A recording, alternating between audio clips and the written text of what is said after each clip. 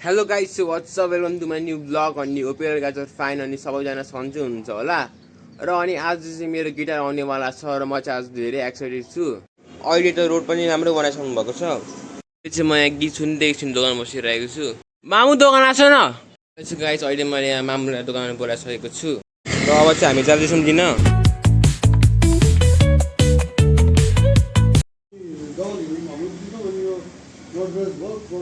यताबाट पनि हुन्छ यताबाट पनि हुन्छ अनि यो लकिङ ट्युनर भयो होइन यो लक गरेपछि फेरि यहाँको ट्युनिङ चल्दैन होइन अब लुजमा यो फाइन ट्युन गर्नुपर्ने यहाँबाट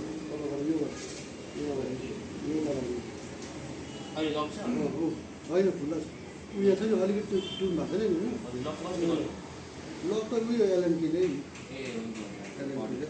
टाइम टेबल गरिसकेपछि यसले बिस्तारै यो अहिले खुल्ला छ ट्युन गर्नुहोस् कि अनि यो गरेपछि यो अलिकति ट्युन भएको नि हुन्छ हो अनि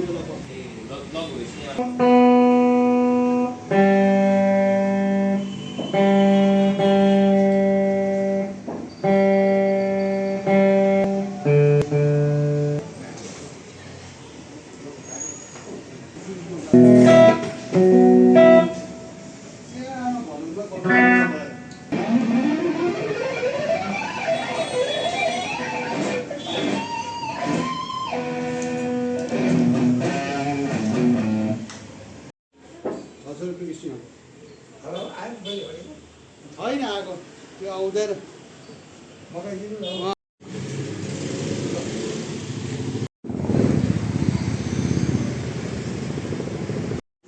मामु बा नयाँ गिटार यसको ल बधाई छ। हस्तै कस्तो टाइममा आएछ म ल कस्तो फिल भइरहेछ तँलाई? अब राम्रो त खुसी लागेको रहेछ। सपना यति मात्र हो त्यसको अनि गिटार किन बाँकी छ बक्न। ए प्लस ल्याएको खुसियालीमा आम्मा खै पछाडि भर्यो नि त अनि पो देख्छ त। ए विष्णुमा होइन ए उच्च पढ्ने भइस गाइस मैले यहाँ खाजा खाँदैछु र अनि आज चाहिँ म जिम पनि जानु पाइनँ किनकि अब 4 बजी जिम प्र्याक्टिस छ। सो त्यही भएर अब ढिलो पनि हुन्छ भनेर जानु पाइनँ।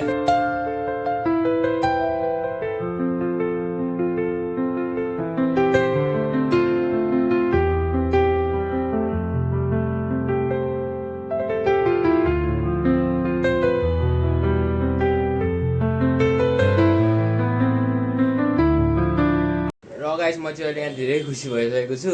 चाहिँ मेरो ड्रिम गिटार हो। यसको लुक्स पनि दामी छ र मलाई चाहिँ यो गिटार धेरै मन परिसक्यो किनभने यसको टोनदेखि लिएर यसको पिकअप सबै राम्रो लाग्यो। लुक्स पनि दामी छ, लुक्स पनि राम्रो छ। र अनि अब चाहिँ म जान्छु प्र्याक्टिसमा। ल गाइस अहिले चाहिँ म यहाँ प्र्याक्टिसमा जाँदैछु।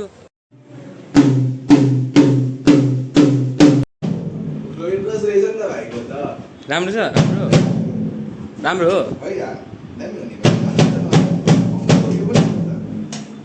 आम्पो भाइको त ओभर रहेछ त।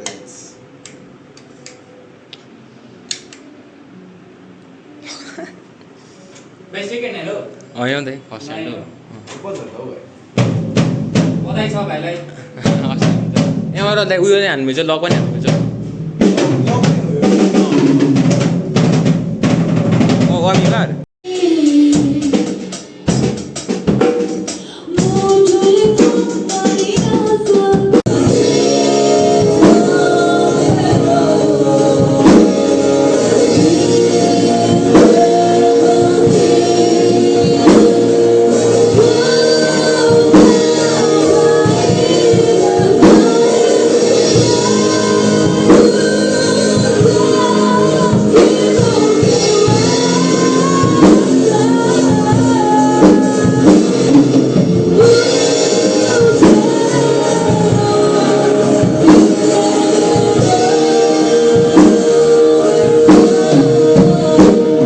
आइसक्यो। अब म चिज स्प्राइट खान्छु भनेको चाहिँ गाइस अहिले म यहाँ प्र्याक्टिसमा जाँदा जाँदै यहाँ मलाई पानीको हमला भएको छ।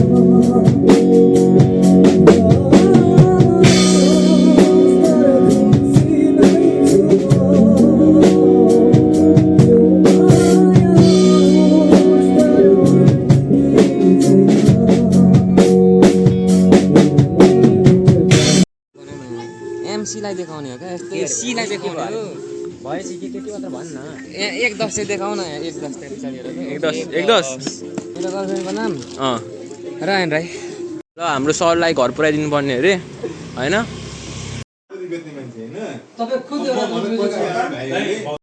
लगाएछ अब मेरो चाहिँ यहाँ खाना खाने टाइम भइसकेको छ रामु र म चाहिँ मेरो सर्वप्रथम मेरो मम्मी बाबा र मेरो दाइलाई चाहिँ म धेरै धन्यवाद भन्न चाहन्छु यो चाहिँ मेरो लागि एउटा गिफ्ट मात्रै होइन यो मेरो लागि एउटा धेरै ठुलो कुरा हो मेरो जिन्दगीमा किनकि मैले अब यो गिटारबाट धेरै कुरा सिक्न सक्छु र मेरो त्यो पहिलाको गिटारमा चाहिँ कस्तो हुन्थ्यो भन्दाखेरि फ्रेटबोर्डहरू अलिक गाह्रो भएकोले गर्दाखेरि त्यो टोन पनि कस्तो त्यो तिको आउँछ यो यसबाट चाहिँ अलिक इम्प्रुभ हुन्छ धेरै राम्रो इम्प्रुभ हुन्छ पहिलाभन्दा पनि मैले चाहिँ हरेक पलको जिन्दगीमा मैले हेल्प गर्ने मम्मी बाबा पाएको छु जस्ट लाइक अ फ्रेन्ड र मेरो दाइ पनि उहाँहरूले चाहिँ मलाई धेरै सपोर्ट गर्नुभएको छ अहिलेसम्म जेसम्म मैले पैसा छैन भने पनि गर्न त हामी थप हालिदिन्छौँ नि त गर्न त कति कोसिस भनेर भन्नुहुन्छ क्या उहाँहरूले लगाएछ अब आजको भ्लग चाहिँ यहीसँग मात्रै छ अब हजुरहरूलाई मन परेमा लाइक सब्सक्राइब सेयर गरिदिनुहोस् होला